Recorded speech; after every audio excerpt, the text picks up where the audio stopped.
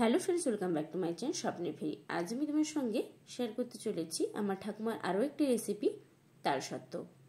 একবার যদি এই তালসত্ত্ব বানিয়ে গোটা বছর সংরক্ষণ করে রাখেন তাহলে কিন্তু যে কোনো সময় তালের স্বাদ আপনারা পেতে পারেন। যে কোনো সময় কিন্তু তালের যে কোনো রেসিপি বানিয়েও নিতে পারেন। তার জন্য সবার প্রথমে দুটো তাল নিয়ে তালের পাল্পটা বের করে নেওয়া হয়েছে। তালের পাল্প বা রস বের করার পদ্ধতিটা কিন্তু আমার চ্যানেলে আগেই দেওয়া আছে। আমি আবারও লিঙ্ক ডেসক্রিপশানে দিয়ে দেব, আপনারা একবার চেক আউট করে নেবেন। তালসত্ত্ব দেওয়ার আগে কিন্তু সবার প্রথমে ভালো করে তালের পাল্পটাকে ফুটিয়ে গরম করে নিতে হবে। গ্যাস অন করে পাল্পটাকে সবার প্রথমে ভালো করে ফুটিয়ে নেওয়া হচ্ছে। এখন এর মধ্যে দিয়ে দেওয়া হয়েছে পরিমাণ মতো লবণ। লবণটাকে দিয়ে ভালো করে পুরো তালের পাল্পটার সঙ্গে মিশিয়ে নেওয়া হচ্ছে। আপনারা কিন্তু লবণটা অবশ্যই ব্যবহার করবেন, এতে করে তালসত্ত্বটা অনেকদিন পর্যন্ত কিন্তু সংরক্ষণ করে রাখা যায় এবং নষ্ট হয় না। আর এরকম একটা খুন্তির সাহায্যে অনবরত কিন্তু তালের পাল্পটাকে নাড়াচাড়া করে নিতে হবে, না হলে কিন্তু যে পাত্রে তালের পাল্প গরম করা হচ্ছে লেগে যেতে পারে বা পুড়েও যেতে পারে। ঠিক এইভাবে 10 থেকে 12 মিনিট তালের পাল্পটাকে ফুটিয়ে ঘন করে নেওয়া হয়েছে।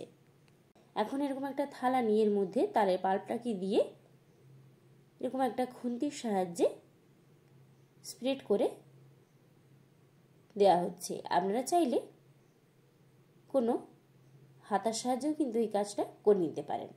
আর আপনাদের বলে রাখি, তালের পাল্পটা থালাতে দেওয়ার আগে কিন্তু কোনো রকম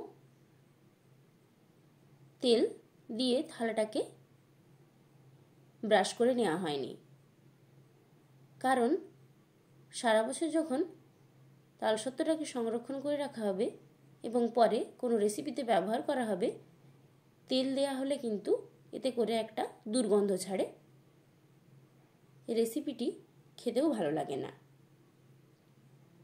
আরও একটি থালার মধ্যে তালের পাল্প দিয়ে স্প্রেড করে আপনাদের দেখিয়ে দিচ্ছি। তো দেখুন, একই রকমভাবে দুটো থালাই কিন্তু রেডি করে নেওয়া হয়েছে।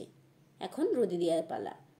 এই রকম যদি রোদ ঝলমলে আকাশ থাকে তাহলে কিন্তু তালসত্ত্ব দুদিনেই শুকনো হয়ে যাবে। আর যদি দেখেন মেঘলা ওয়েদার, সেক্ষেত্রে কিন্তু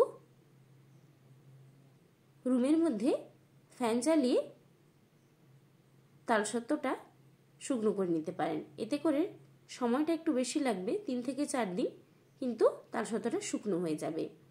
এছাড়াও যাদের বাড়িতে মাইক্রোওয়েভ আছে, মাইক্রোওয়েভের মধ্যে দিয়ে কিন্তু তালসত্ত্বটা শুকনো করে নিতে পারেন। তো 2 দিন রোদে রাখার পর তালসত্ত্বটা শুকনো হয়ে গেছে। এখন এরকম হাতের সাহায্যে তালসত্ত্বটাকে তুলে নেওয়া হচ্ছে। যদি তোলার টাইমে দেখেন তুলতে একটু অসুবিধা হচ্ছে, তাহলে খুন্তির সাহায্যে সাইডগুলোকে একটু ছাড়িয়ে নেবেন। তো দেখুন তালসত্ত্বটা কত ইজিভাবে থালা ছেড়ে উঠে এসেছে, তেল ব্যবহার না করেও কিন্তু।